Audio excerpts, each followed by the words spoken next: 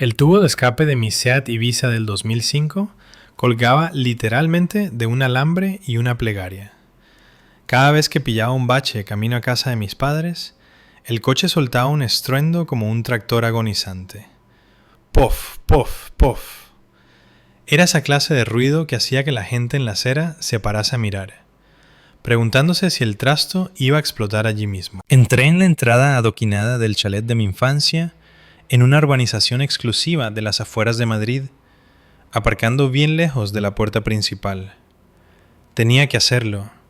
Si aparcaba demasiado cerca, a mi padre, Carlos, le daría un síncope. A él le gustaba que la entrada tuviera una estética muy concreta, y esa estética implicaba ingeniería alemana de alta gama, no utilitarios españoles oxidados con la pintura descascarillada. Efectivamente, allí mismo, en el sitio de honor, bañado por la luz cálida del porche, había un Range Rover blanco impoluto. Todavía tenía las pegatinas del concesionario. Suspiré, apagué el motor y comprobé mi reflejo en el retrovisor. Parecía agotada. No ese tipo de cansancio interesante, sino el agotamiento profundo de alguien que se había pasado las últimas 8 horas enseñando a 30 alumnos de bachillerato a identificar el simbolismo en la casa de Bernarda Alba, seguido de 2 horas corrigiendo exámenes en una cafetería, porque el wifi de mi casa no funcionaba.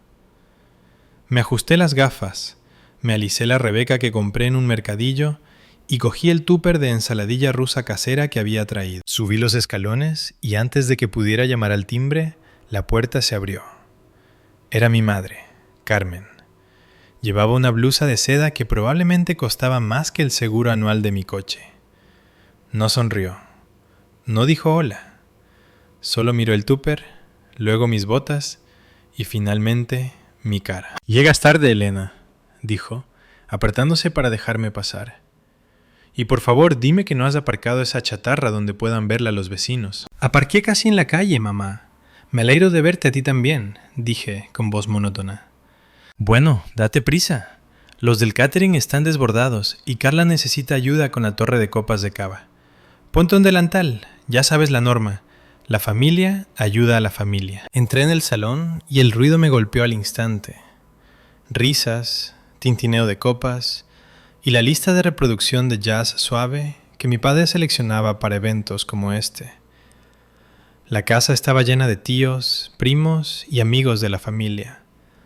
Y en el centro de todo, presidiendo como la realeza, estaba mi hermana, Carla. Carla tenía 32 años, 3 más que yo, y resplandecía, literalmente. Su piel tenía ese brillo caro que proviene de tratamientos faciales mensuales y 0 trabajo manual. Llevaba un vestido dorado que se ceñía a ella en los lugares correctos, riéndose ruidosamente de algo que decía mi tío Paco. «¡Ay, para ya!», chilló Carla, echándose el pelo hacia atrás. «No es solo un blog, tío Paco. Es una marca de estilo de vida. Lanzamos la consultoría el mes que viene.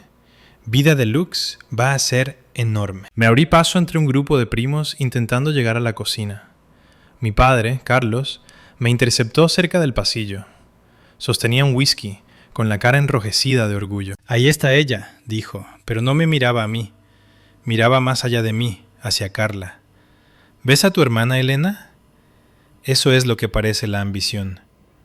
Acaba de asegurar una colaboración con una boutique en el barrio de Salamanca». «Eso es genial, papá», dije, cambiando el tupper de cadera. Finalmente me miró, sus ojos bajando mis botas desgastadas.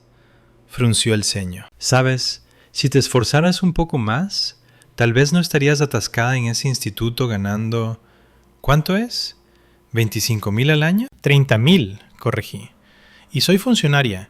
Tengo plaza fija y seguridad social». «La seguridad social no compra Range Rovers», se burló, dándome una palmada en el hombro lo suficientemente fuerte como para hacerme tropezar.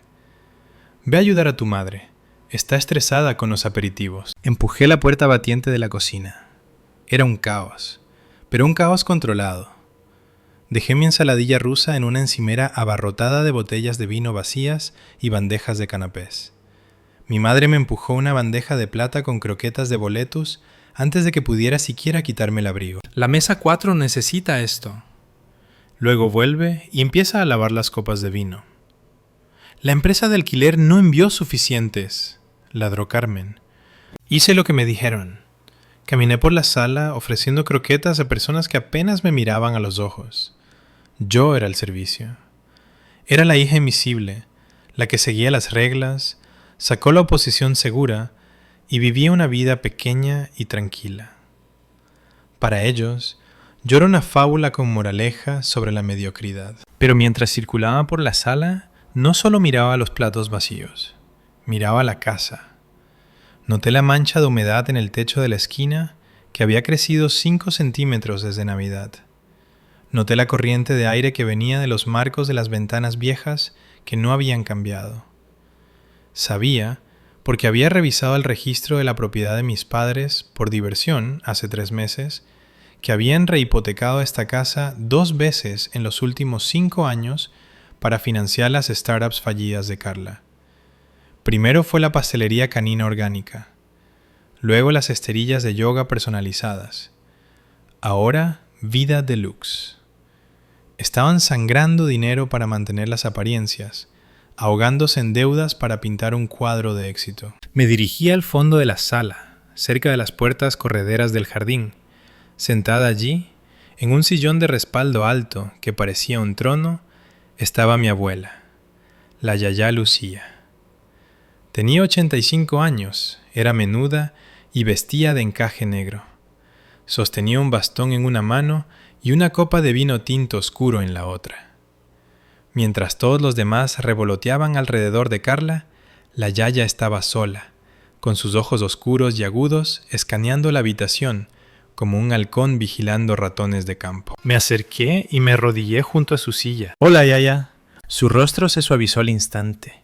Extendió una mano, con la piel como papel de pergamino, y acunó mi mejilla. «Mi tesoro, pareces cansada». «Solo una semana larga», susurré. «¿Te tratan como a una camarera otra vez?», preguntó, con voz rasposa pero fuerte. Fulminó con la mirada a mi padre al otro lado de la sala. Está bien, no me importa. «Te importa», me corrigió. «Solo tienes disciplina, a diferencia de ellos». Hizo un gesto con la barbilla hacia Carla, que ahora estaba subida a una silla para hacer un brindis sobre perseguir sueños. «Los lobos tienen hambre esta noche, Elena», susurró la Yaya, inclinándose para que solo yo pudiera oírla. «Míralos bebiendo vino que no pueden pagar, conduciendo coches que pertenecen al banco. Me miran y no ven a una madre o una abuela, ven una hucha». Le apreté la mano. «Lo sé, Yaya». «Bien», dijo, con un agarre sorprendentemente fuerte. «Mantén los ojos abiertos esta noche y la boca cerrada. El momento se acerca». Asentí, poniéndome de pie mientras mi madre me hacía señales frenéticas desde la puerta de la cocina. Toqué el bolsillo de mi Rebeca. Dentro había un juego de llaves pesado. No las llaves de mi Ibiza destartalado, sino un llavero maestro que abría 12 edificios de pisos en el sur de Madrid. Propiedades por valor de más de 5 millones de euros. Pensaban que yo era la campesina sirviendo a la princesa. No tenían idea de que yo ya era dueña del reino. Para entender por qué estaba lavando platos en la fiesta vanidosa de mi hermana, mientras secretamente estaba sentada sobre un imperio inmobiliario, tienes que volver 5 años atrás. Hade Vitugstosh Astenpatzmitais. Yo tenía 24 años. Acababa de terminar el máster, me ahogaba en la precariedad laboral y tenía 2 trabajos solo para pagar el alquiler de un estudio interior en Carabanchel que olía a humedad y desesperación. Mi familia apenas me hablaba entonces, principalmente porque yo no era lo suficientemente deslumbrante. No salía con un médico y no estaba lanzando una empresa. Solo era Elena. Un martes lluvioso de marzo, la Yaya Lucía me llamó. No llamó a mis padres, no llamó a Carla, me llamó a mí y me dijo que la recogiera para llevarla a una cita. Pensé que íbamos al médico. En cambio, me dirigió a un edificio de ladrillo señorial en el centro, con una placa de latón que decía García y Asociados, notaría. Entramos en un despacho que olía a caoba vieja, polvo y honorarios caros. Don Roberto, un notario de unos 60 años con un traje que parecía lo suficientemente afilado como para cortar cristal, nos estaba esperando. No parecía el tipo de abogado que persigue ambulancias.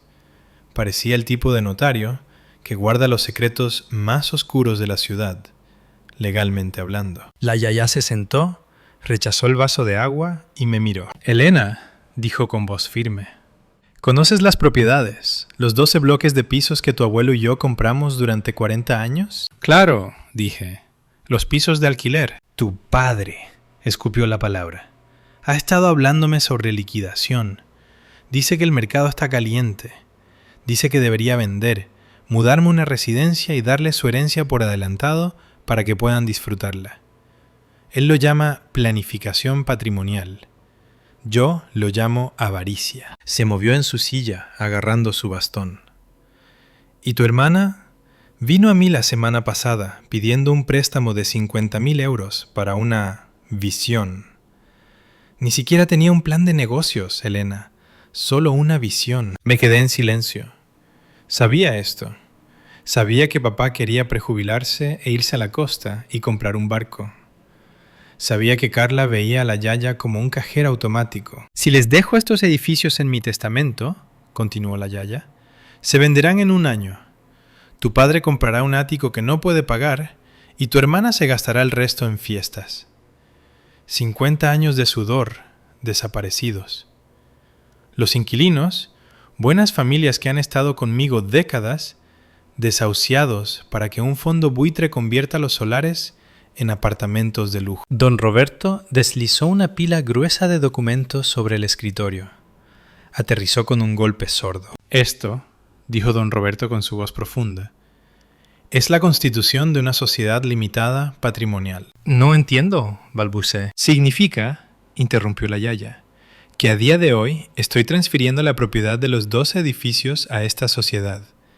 Y tú, Elena, eres la administradora única y la dueña del 100% de las participaciones mediante una donación en vida». Se me cayó la mandíbula. «¿Yo? Yaya, no puedo. La familia me matará». «Papá, la familia no lo sabrá», dijo bruscamente. «Esa es la condición. Es una transferencia irrevocable. Una vez firmado, está hecho. No es una herencia esperando a que me muera. Pasa ahora. Son tuyos. Pero por el bien de mi paz y para ponerlos a prueba, no se lo dirás a nadie». «¿Por qué yo?», pregunté, sintiendo las lágrimas picar en mis ojos. «No soy nadie. Solo soy una profesora interina». La yaya extendió la mano a través del escritorio y tomó la mía. «Eres la única que alguna vez se ofreció a ayudarme a barrer la acera sin pedir 5 euros. Eres la única que me visita los domingos cuando no es festivo. Sabes el valor del trabajo, Elena. Entiendes que estos edificios no son solo números en una hoja de cálculo. Son techos sobre las cabezas de la gente». Me miró fijamente a los ojos. «Te estoy dando una carga, no un regalo. Tendrás que gestionarlos. Tendrás que lidiar con el IBI, las reparaciones, los inquilinos. Y tendrás que ver a tu familia seguir rogando y tramando, sabiendo que tú tienes las llaves. ¿Puedes hacer eso? ¿Puedes ser un fantasma en tu propia vida?» Miré los papeles. Luego miré a la yaya. Pensé en los inquilinos. La señora Silva en el bajo izquierda que siempre me hacía rosquillas. La pareja joven en Vallecas que acababa de empezar. Pensé en las manos de mi abuelo, siempre cubiertas de yeso y pintura. «Lo haré», susurré. Don Roberto me pasó un bolígrafo. «Firme aquí, doña Elena, y aquí, y aquí». Firmé mi nombre. Con cada trazo del bolígrafo, no solo estaba adquiriendo 5 millones de euros en bienes raíces, estaba firmando una declaración de guerra contra mi propia familia. Solo que no sabía cuándo sería la primera batalla. La realidad de mi doble vida me golpeó fuerte ese primer invierno. Era Nochebuena de 2018. Mis padres y Carla habían alquilado una casa rural de lujo en Baqueira Beret para la semana. Me invitaron, por supuesto, pero de esa manera pasivo-agresiva, donde sabían que yo no podía permitirme mi parte del alquiler, así podían sentirse bien por invitarme sin tener que lidiar conmigo realmente. ¡Ay, qué pena que no puedas venir, Elena! Mandaremos fotos. Así que, mientras ellos bebían chocolate caliente junto a una chimenea y publicaban selfies con el título #Navidad en la nieve, yo estaba en el sótano de la propiedad en la calle Tercera. Hacía 2 grados bajo cero fuera. La caldera comunitaria del edificio había decidido suicidarse a las 2 de la mañana. Recibí la llamada del inquilino del segundo, un chico majo llamado Marcos, diciéndome que su radiador hacía ruidos como una ballena moribunda y que había agua en el suelo. No llamé a una empresa de gestión. No podía. Quería aprender cada centímetro de estos edificios y quería ahorrar dinero para aumentar las reservas de la sociedad. Así que llamé al fontanero de urgencia, un tipo llamado David, que la Yaya había usado durante 20 años, y me encontré con él allí. El sótano estaba helado. El aire olía a óxido y gasoil viejo. El agua salía a chorros de una válvula rota, acumulándose alrededor de mis botas. «Está acabada, chica», dijo David, limpiándose la grasa en el mono. «El vaso de expansión está muerto y la válvula de alimentación está corroída. Puedo parcharla por esta noche, pero necesitas un sistema nuevo entero». «¿Cuánto?», pregunté, iluminando con mi linterna el metal oxidado. «Por esta noche, 600. Por el sistema nuevo estás mirando a 4.000 euros fácil». 4.000 euros. En ese momento, mi cuenta bancaria personal tenía tal vez 1.200 euros. Pero la cuenta de la sociedad tenía el alquiler acumulado de 12 edificios. «Hazlo», dije, mi aliento empañándose en el aire frío. «Parchéalo ahora. Te haré una transferencia desde la cuenta de la empresa. ¿Puedes instalar la nueva el martes?» «Tú eres la jefa», dijo David, poniéndose a trabajar. Me quedé allí durante 3 horas, sosteniendo la linterna mientras David apretaba tuercas y maldecía. Tenía los dedos de los pies entumecidos. Mi ropa olía a humedad. Estaba agotada, sola y cubierta de mugre. Y sin embargo, sentí algo extraño. Me sentí orgullosa. Miré las vigas expuestas del techo sobre mí. Esta casa fue construida en 1950. Había sobrevivido a crisis, nevadas y depresiones económicas. Era sólida. Era real. A diferencia de la visión de Carla o la ansiedad de estatus de mi padre, esta caldera era un problema real, con una solución real. No estaba solo arreglando una calefacción, estaba protegiendo a las familias que dormían arriba. Estaba preservando el activo por el que mi abuelo había puesto ladrillos. Cuando finalmente regresé a mi pequeño apartamento a las 5 de la mañana, revisé mi teléfono. Tenía un mensaje de mamá. Una foto de un asado de cordero gigante. Texto. «La cena está servida. Qué pena que te pierdas esto. Tal vez el año que viene, si ahorras». Miré mis manos manchadas de grasa. Miré la foto del cordero. «Ahorré 4.000 euros hoy, mamá», susurré a la habitación vacía. Simplemente no los gasté en carne. Me duché, me froté el óxido de la piel y me fui a dormir. No soñé con estaciones de esquí. Soñé con tuberías de cobre y tipos de interés. La profesora estaba muriendo. La casera estaba naciendo. Durante los siguientes 4 años, de 2019 a finales de 2022, me convertí en una experta en camuflaje. La mayoría de la gente trata de ocultar su pobreza para parecer rica. Yo hice exactamente lo contrario. Oculté mi riqueza para parecer que luchaba por llegar a fin de mes. Era un extraño acto de equilibrio psicológico. Cada mañana me despertaba en mi pequeño piso, conducía mi ruidoso Seat Ibiza al instituto y enseñaba literatura a adolescentes. Corregía exámenes, comía bocadillos envueltos en papel de aluminio y usaba rebecas que compraba en Humana. Para mis compañeros, yo era Elena, la profesora interina callada y dedicada que probablemente tenía que pagar un alquiler alto. Para mi familia, yo era la pobre Elena, la hija sin ambición que carecía de la chispa para hacer algo con su vida. Pero por las noches y los fines de semana, era una persona completamente diferente. Era la administradora de un imperio inmobiliario que generaba más de 22,000 euros al mes en alquileres brutos. Después de impuestos, seguros y el agresivo programa de mantenimiento que me fijé, me quedaban limpios alrededor de 15,000 euros cada mes. No gastaba ni un céntimo en mí misma, ni uno. Mientras Carla alquilaba por leasing un BMW que no podía pagar y mis padres financiaban un viaje a la costa amalfitana, yo estaba sentada en mi cocina con una calculadora, decidiendo si cambiar las ventanas del bloque de Vallecas o actualizar el cuadro eléctrico de la propiedad en Tetuán. Elegí las ventanas. Costaron 12,000 euros. Hice la transferencia sin pestañear. La parte más difícil no era en trabajo, era en la logística de la mentira.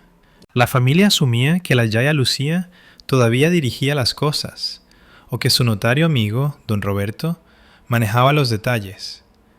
Eran demasiado vagos para hacer preguntas.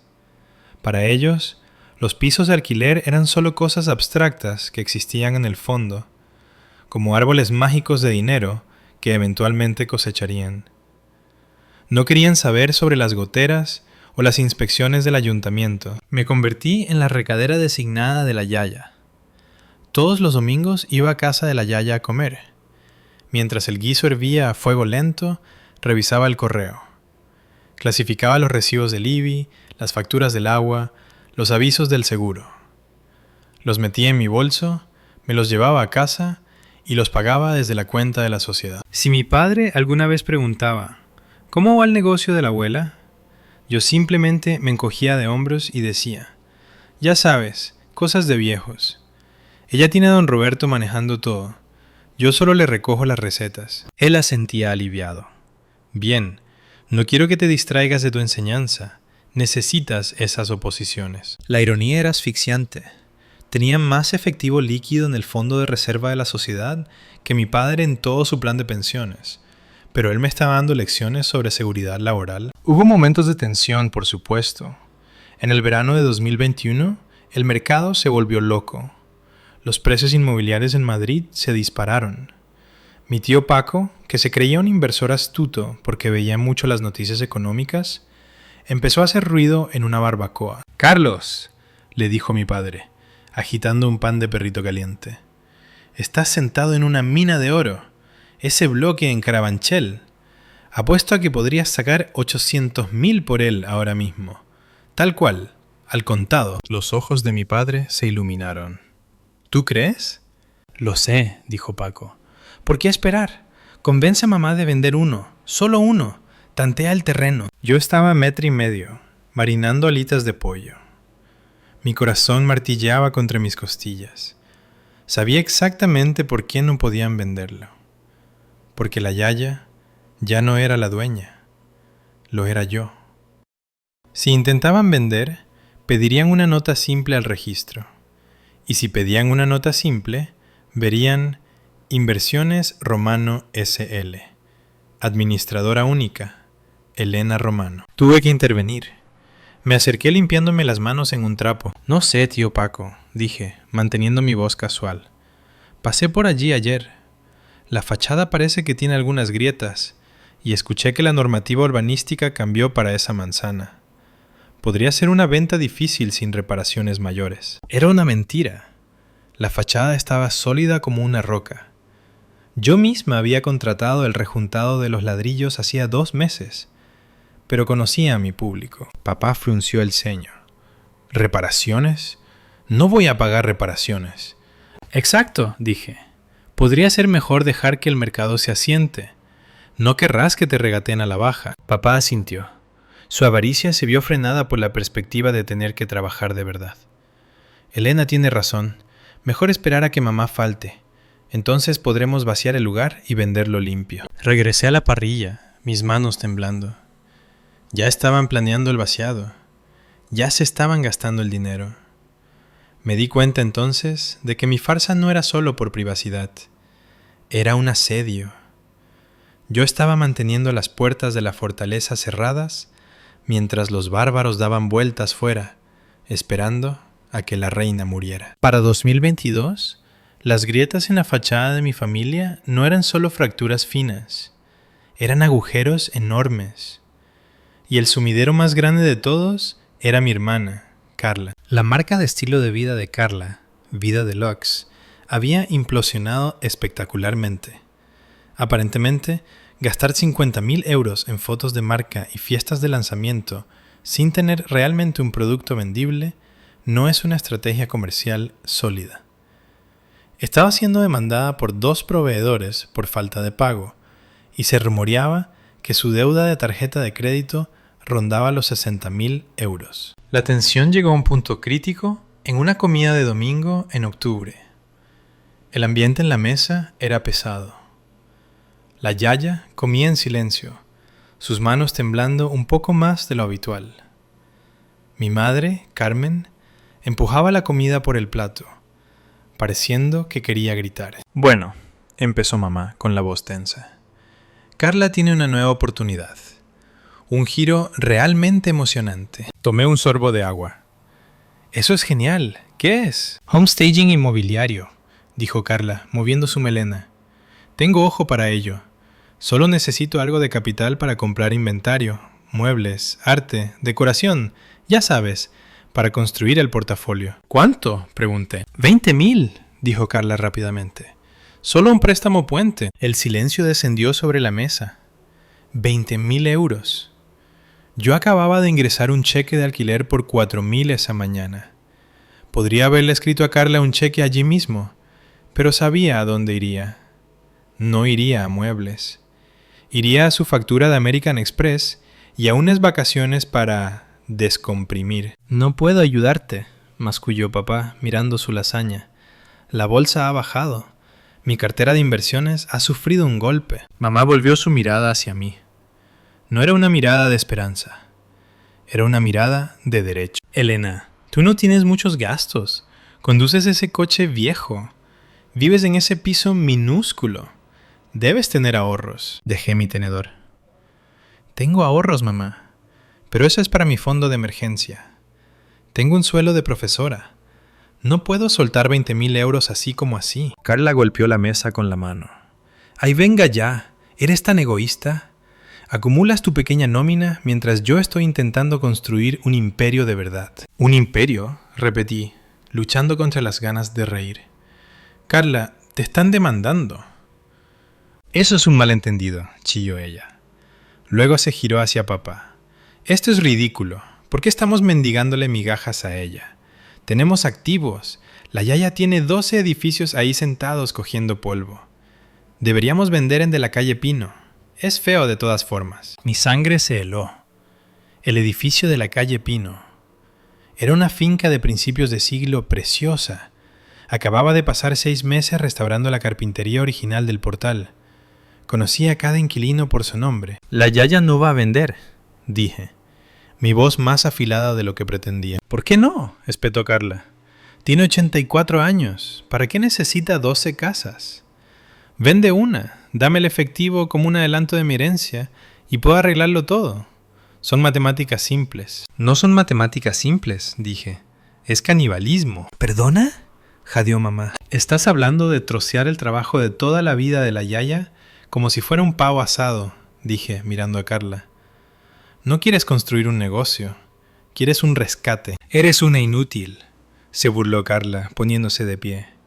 Eres una profesora celosa y de mente pequeña que quiere que todos sean tan miserables y pobres como tú. Cuando la yaya muera y yo esté a cargo, las cosas van a ser diferentes. Salió furiosa de la habitación. Mamá me fulminó con la mirada, luego la siguió. Papá se sirvió otra copa de vino, negándose a mirarme. Miré a la yaya. No había dicho una palabra. Simplemente me guiñó un ojo. Un guiño lento y deliberado. Más tarde, mientras ayudaba a la yaya a acostarse, susurró. La calle Pino se ve hermosa, tesoro.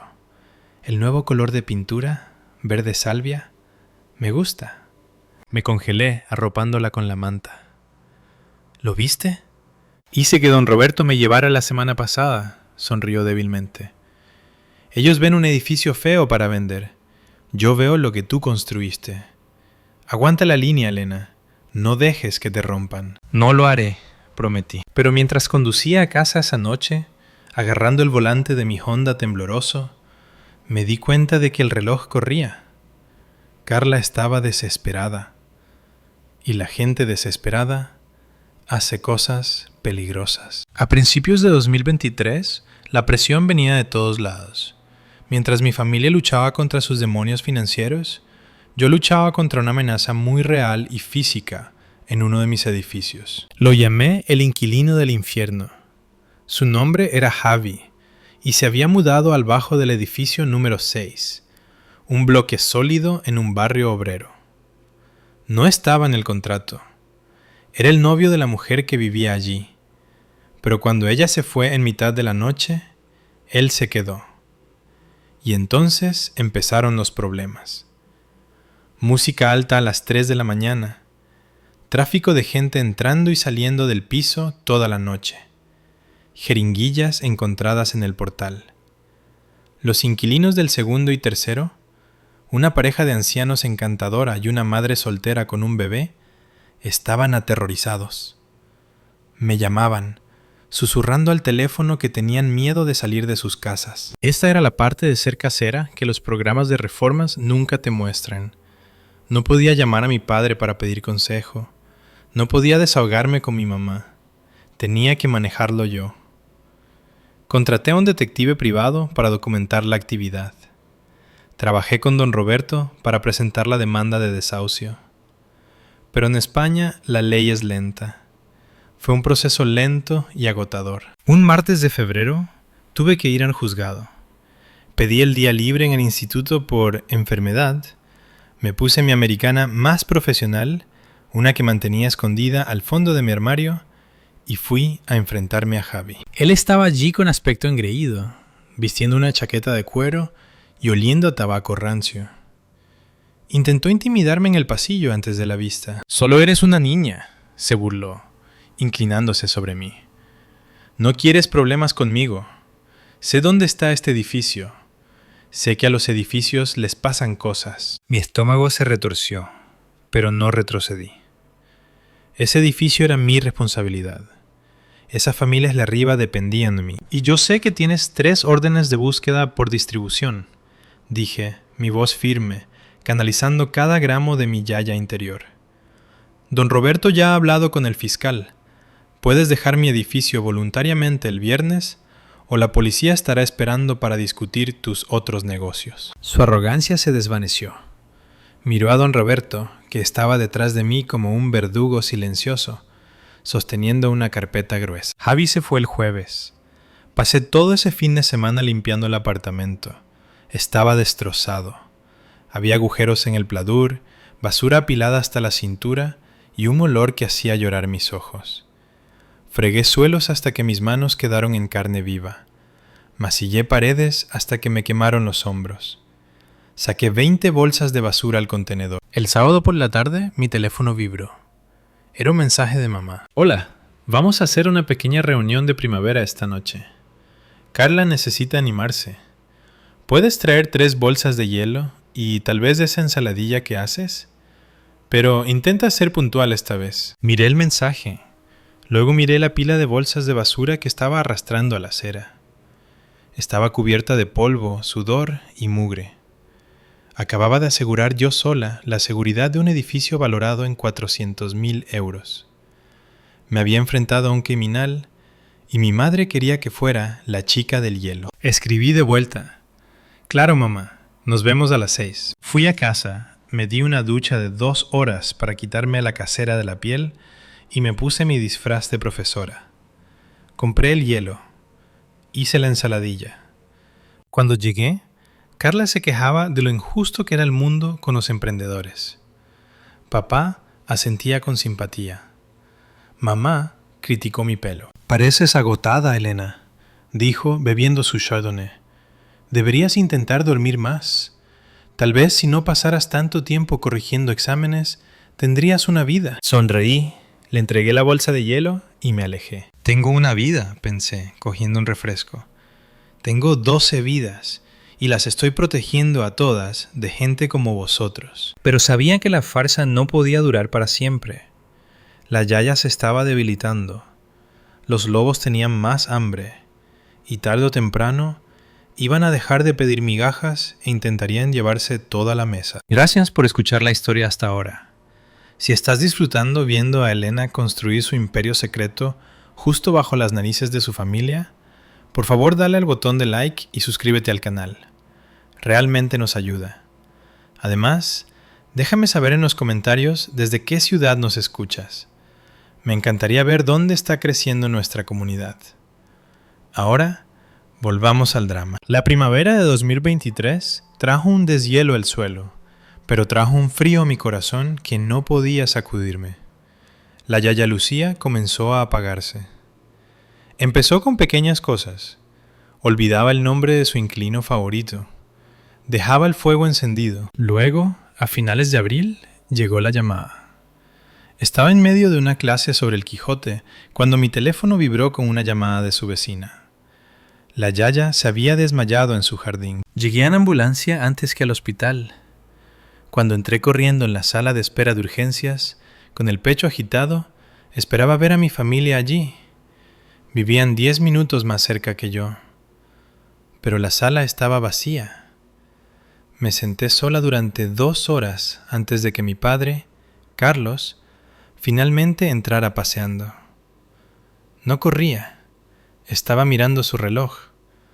Mamá iba detrás de él, quejándose del coste del parking del hospital. ¿Está estable?, preguntó papá sin mirarme a mí, sino a la enfermera de triaje. Está en la UCI, dije, poniéndome de pie. Fue un ictus leve. Está consciente, pero débil. Genial, suspiró mamá, dejándose caer en una silla de plástico.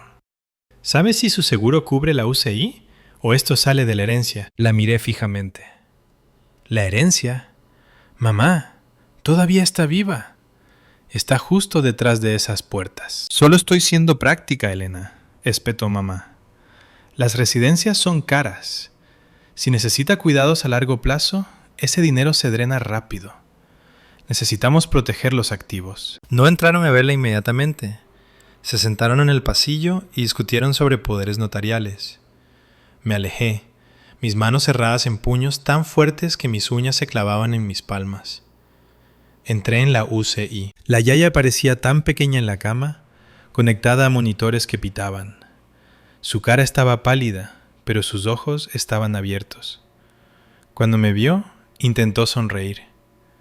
Un lado de su boca no se levantaba del todo. «Los lobos», susurró, su voz apenas audible sobre el zumbido de la maquinaria.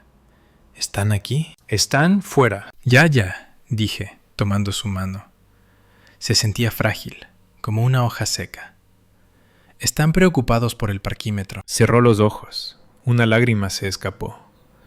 «No dejes que vendan. Aún no». «No lo haré», prometí. «Soy el muro, ¿recuerdas? Nada pasa por mí». Durante las siguientes 2 semanas, viví una doble vida que fue aún más agotadora que antes. De día, enseñaba. Por la tarde, gestionaba las propiedades, lidiando con una gotera en el tejado de la casa de la avenida y un piso vacío en el bloque del norte. De noche, dormía en la silla junto a la cama de hospital de la yaya. Mis padres y Carla visitaban esporádicamente. Lo trataban como una oportunidad para fotos. Carla entraba, sostenía la mano de la yaya exactamente el tiempo suficiente para hacerse un selfie para sus historias de Instagram con el título «Rezando por mi ángel», #La familia es lo primero, y luego se iba a tomar el brunch. Nunca preguntaban a los médicos sobre su recuperación, solo preguntaban sobre los plazos. ¿Cuánto hasta que sepamos?, seguía preguntando papá. ¿Cuánto hasta que tengamos que tomar decisiones? Se referían a decisiones de final de vida. Prácticamente estaban mirando sus relojes, esperando a que muriera para que pudiera comenzar la lectura del testamento. Pero el punto de ruptura no fue su insensibilidad, fue el robo. Mientras la yaya estaba en el hospital, tuve que ir a su casa para reunir sus documentos personales para planificar el alta. Íbamos a moverla a cuidados paliativos en casa, en mi casa, porque mis padres se negaron a acogerla.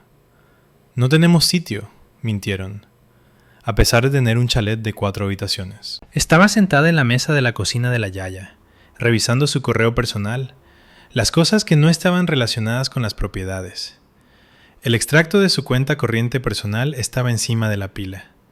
Lo abrí, esperando ver las facturas habituales del supermercado, los pagos de servicios, la donación mensual a la iglesia. En cambio, vi una retirada, 2.000 euros en efectivo con fecha del 14 de febrero. Luego otros 3.000 el 2 de marzo.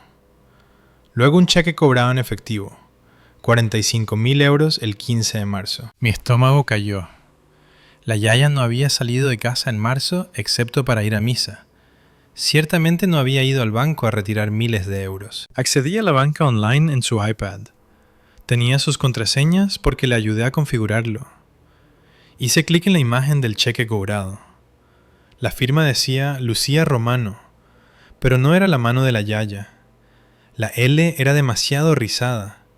La inclinación estaba mal.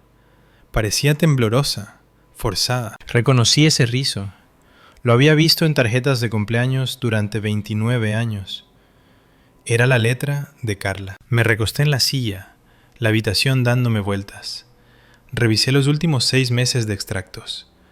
El total desaparecido era de 50.000 euros. 50.000 euros robados a una mujer de 85 años que yacía en una cama de hospital. Agarré mi teléfono y llamé a don Roberto inmediatamente. Don Roberto, dije, mi voz temblando de rabia. Necesito que haga una auditoría forense en la cuenta personal de la yaya en el banco. Ahora. Elena sonaba preocupado. ¿Qué has encontrado? Carla. Escupí el nombre como veneno. Ha estado falsificando cheques. Ha estado drenando los ahorros personales de la yaya. Probablemente para pagar sus tarjetas de crédito. ¿Quieres presentar una denuncia policial?, preguntó don Roberto. Su voz cambió instantáneamente de amigo preocupado a tiburón legal. Miré el extracto.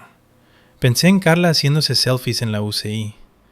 Pensé en mi padre dándome lecciones sobre ambición. Todavía no, dije fríamente. ¿Por qué? Si llamo a la policía ahora, buscarán abogados y lo alargarán. Dirán que la yaya le dio permiso.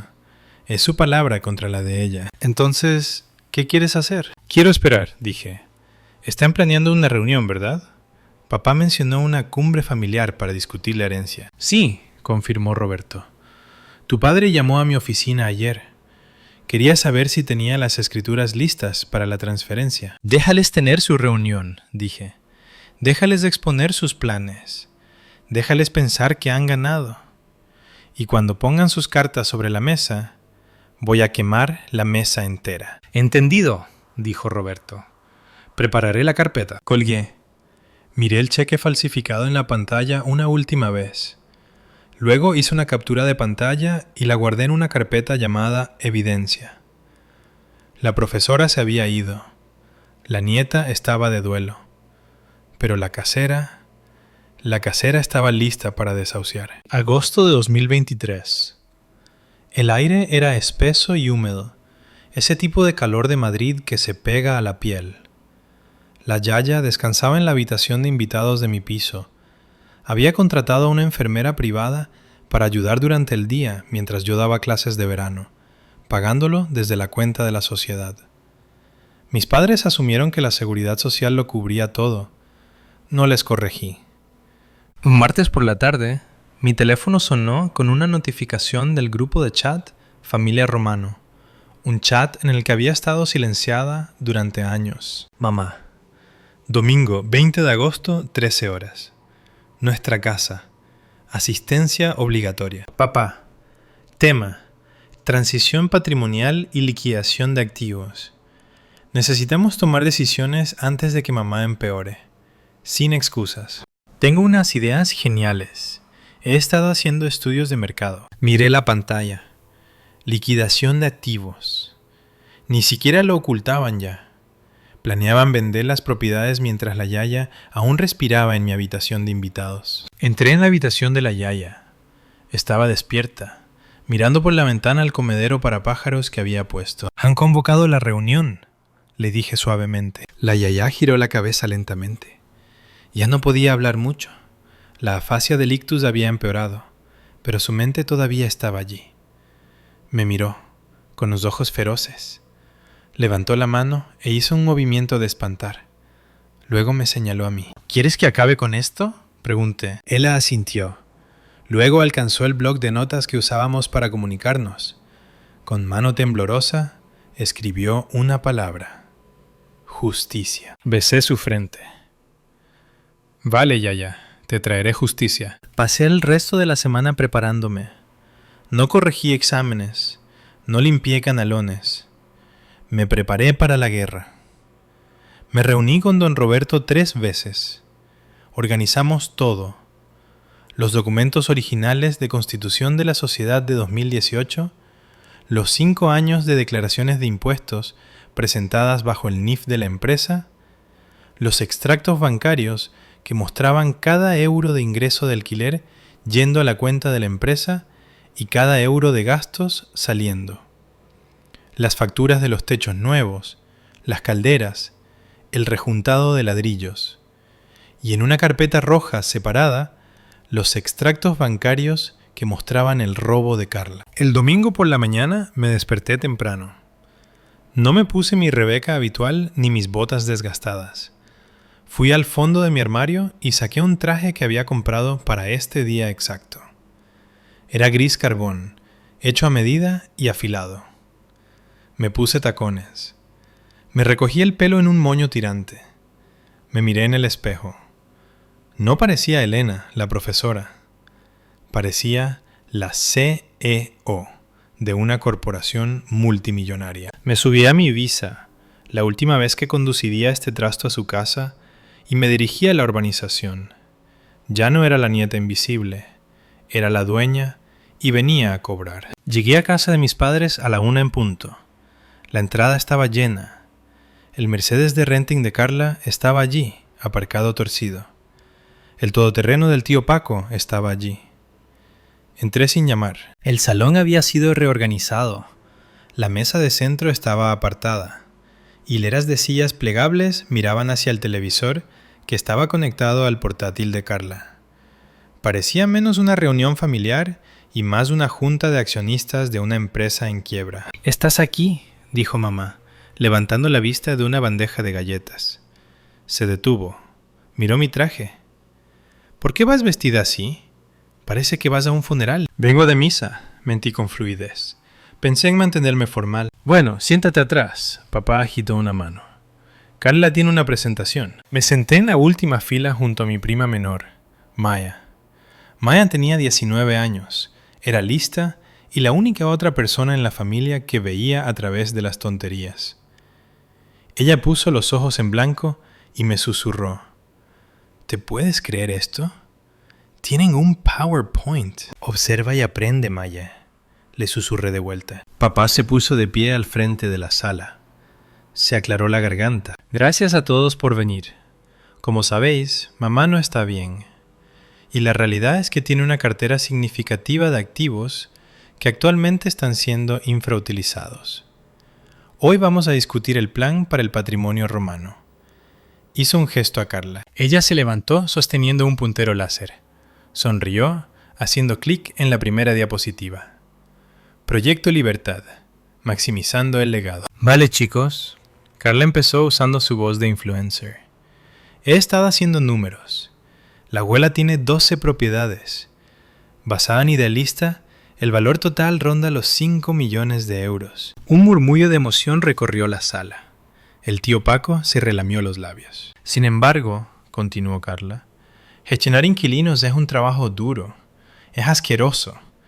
¿Quién quiere lidiar con inodoros atascados?» «Yo no», dijo Paco. Carla hizo clic en la siguiente diapositiva. Mostraba un mapa de Madrid con grandes X rojas sobre 8 de las propiedades. «Mi propuesta es simple. Liquidamos los 8 edificios más viejos inmediatamente. Tengo un contacto en una promotora que está dispuesta a hacer una oferta en efectivo. Es un poco por debajo del valor de mercado, pero es rápido. Cogemos ese efectivo, aproximadamente 3 millones, y lo repartimos». «¿Y los otros 4? Preguntó el tío Paco. «Nos quedamos con los 4 más bonitos», Carla sonrió. Yo los gestionaré personalmente. Los convertiré en Airbnbs de lujo. Estancias Deluxe by Carla. Los ingresos pasivos serán enormes. ¿Qué pasa con los inquilinos actuales?, preguntó Maya, levantando la mano. Algunos han vivido allí 20 años. Les damos 30 días de aviso. Carla se encogió de hombros. El progreso es doloroso. Sorry. Me quedé sentada con cara de piedra. ¿Estaban hablando de desahuciar a la señora Silva? ¿Estaban hablando de vender el hogar por el que yo había sangrado? Ahora papá intervino de nuevo. Para que esto suceda, necesitamos presentar un frente unido ante el juez. Como mamá está incapacitada, estoy solicitando la tutela de emergencia para ejecutar estas ventas. Sacó una pila de papeles. Necesito que todos firméis este documento diciendo que estáis de acuerdo con el plan. Ayudará a acelerar la decisión del juez. Empezó a pasar los portapapeles. Cuando llegó a mí, ni siquiera me dio un bolígrafo. Realmente no necesitas firmar, Elena, dijo con desdén. Esto es principalmente para los accionistas principales, pero puedes firmar como testigo. ¿Accionistas principales?, repetí, mi voz resonando en la sala. Bueno, sí, se rió Carla. Quiero decir, eres profesora, Elena. No sabes nada de bienes raíces o finanzas. Hacemos esto por ti, de verdad. Recibirás un bonito cheque. Tal vez finalmente puedas comprar un coche que no suene como un cortacésped. La sala se rió entre dientes. Me levanté. No sonreí. Caminé hacia el frente de la sala, parándome entre Carla y la pantalla del proyector. La luz del proyector me golpeó la cara, cegándome por un segundo, pero no parpadeé. De hecho, dije, tengo una pregunta sobre la diapositiva 2. Siéntate, Elena, sisió mamá. No, dije. Diapositiva 2. Valoraste la propiedad de Vallecas en 400.000. Eso es interesante, porque acabo de reemplazar el techo y actualizar la electricidad según el código. La tasación llegó a 650.000 la semana pasada. Carla frunció el ceño. ¿Qué? ¿Tú no la tasaste? ¿Por qué lo harías? Y la casa de la calle Pino, continué, dando un paso hacia ella. ¿Quieres convertirla en un Airbnb? El ayuntamiento denegó las licencias de alquiler turístico para ese distrito hace 3 meses. Lo sé porque asistí a la audiencia. La sala se quedó en silencio. Papá me miró confundido. ¿Cómo sabes eso? Metí la mano en el bolsillo de mi americana y saqué mi teléfono. Envié un solo mensaje de texto. Ahora lo sé, dije, mirando a mi padre. Porque soy yo quien paga el IBI. Soy yo quien contrata a los albañiles. Soy yo quien echa a los camellos. Tú, se burló Carla. Por favor, tú corriges exámenes. ¿Alguien aquí? Pregunté escaneando la sala. ¿Se molestó en verificar el registro de la propiedad? ¿Alguien verificó la titularidad de las fincas?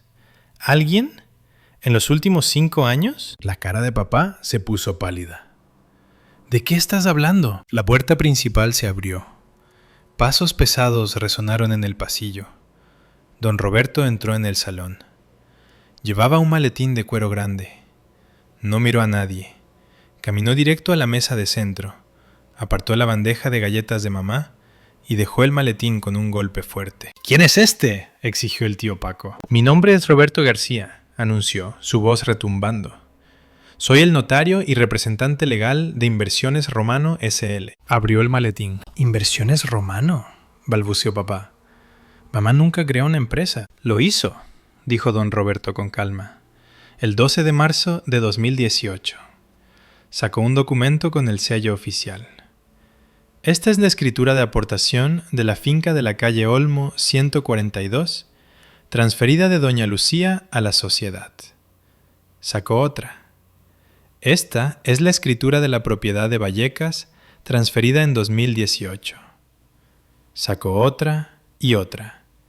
Las dispuso sobre la mesa como si estuviera mostrando una escalera real en el póker. Las 12 propiedades, dijo Roberto, fueron legalmente transferidas fuera del nombre personal de doña Lucía hace 5 años.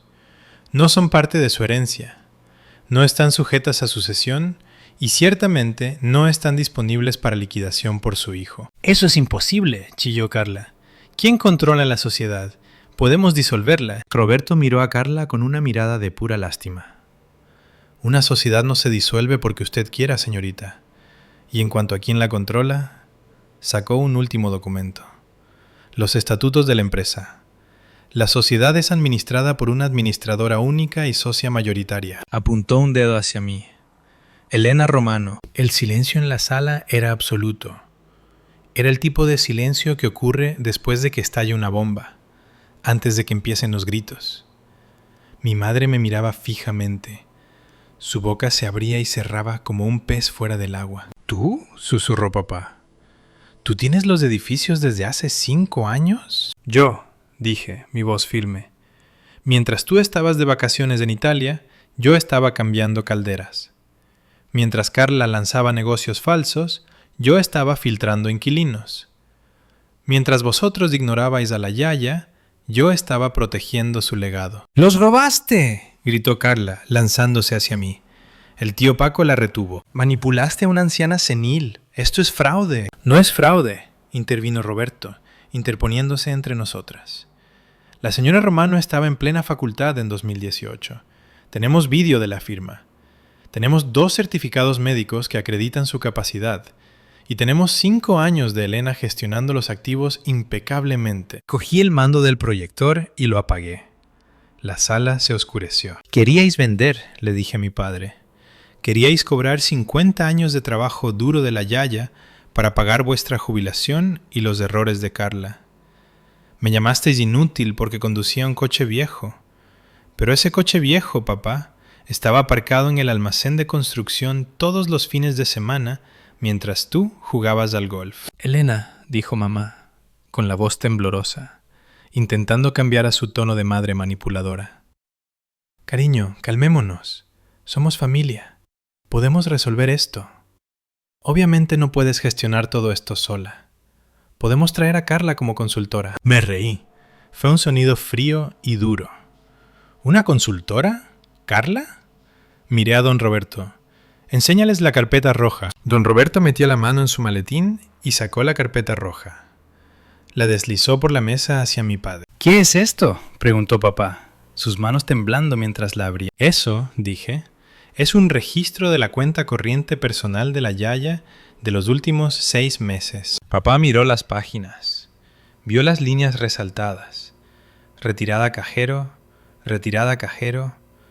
cheque cobrado. 50.000 euros, masculló.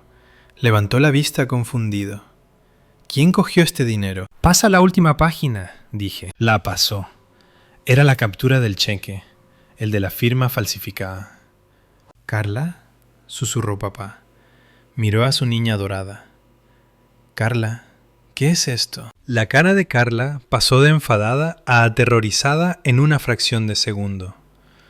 Yo lo necesitaba para el negocio. La Yaya dijo que podía pedirlo prestado. Ella olvidó que está enferma. La Yaya no dijo nada, la corté. Porque la Yaya no podía hablar esa semana. Estaba en la UCI. Y esa firma, esa no es la suya. Eso es falsificación. Carla, eso es abuso de ancianos. Eso es un delito. Era un préstamo, lloró Carla, las lágrimas arruinando su maquillaje. Iba a devolverlo cuando vendiéramos los edificios. ¿Ibas a devolverlo con su propio dinero?, pregunté. Así no es como funcionan los préstamos. Así es como funciona la malversación. Caminé hacia la mesa y me incliné, mirando a mis padres a los ojos. Aquí está la situación. Yo poseo las propiedades, todas ellas. No habrá venta. No habrá imperio de Airbnb. No habrá pago en efectivo para vuestra jubilación. Señalé la carpeta roja. ¿Y con respecto a los 50.000 euros que robaste, Carla? Don Roberto ha redactado un reconocimiento de deuda. Roberto colocó una sola hoja de papel sobre la mesa. ¿Firmas esto?, le dije a Carla. Admites la deuda y aceptas un plan de pago. 500 euros al mes hasta que cada céntimo sea devuelto a la cuenta de la Yaya. Si fallas un pago o si intentas pelear contra la sociedad en los tribunales, llevaré esta evidencia a la Policía Nacional. ¿No meterías a tu hermana en la cárcel?, jadeó mamá, agarrándose el collar. Elena, es tu hermana.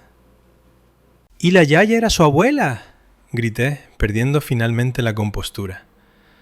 Mi voz se quebró con el peso de 5 años de silencio. Robó a una mujer moribunda. ¿Dónde estaba tu indignación entonces, mamá?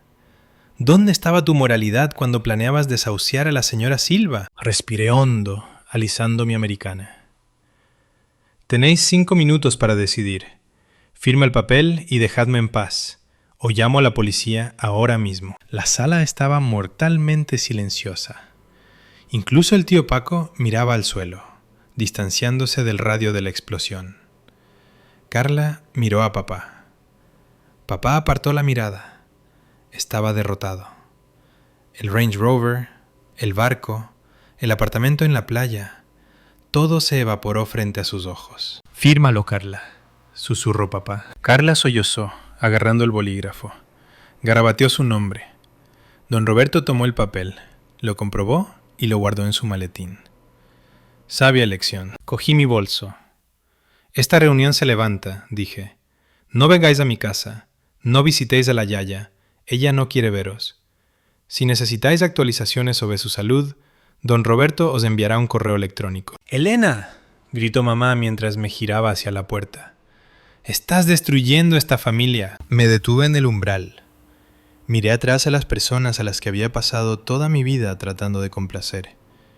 Las personas que me habían hecho sentir pequeña para que ellos pudieran sentirse grandes. «Yo no destruí esta familia», dije. «Solo encendí las luces. Vosotros sois los que no soportáis lo que veis». Salí. Me subí a mi Ibiza. Giré la llave.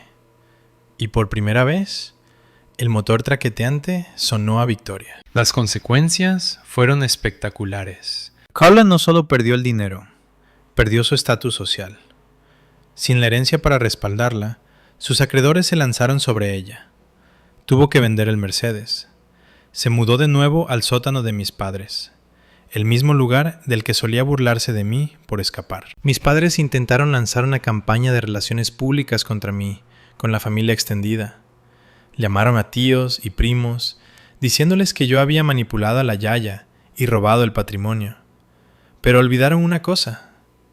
Yo tenía las llaves. El tío Paco me llamó una semana después, no para gritar, sino para preguntar si podía mantener su contrato de mantenimiento en los edificios. «Sé que las cosas están complicadas con tu padre», dijo Paco con voz avergonzada. «Pero los negocios son los negocios, ¿verdad, Elena?» «Los negocios son los negocios, Paco», estuve de acuerdo. «Pero las tarifas son las tarifas. ¿Me cobras precio de mercado justo o busco a otro?» «Trato hecho», dijo. Así es simple, la familia se alineó.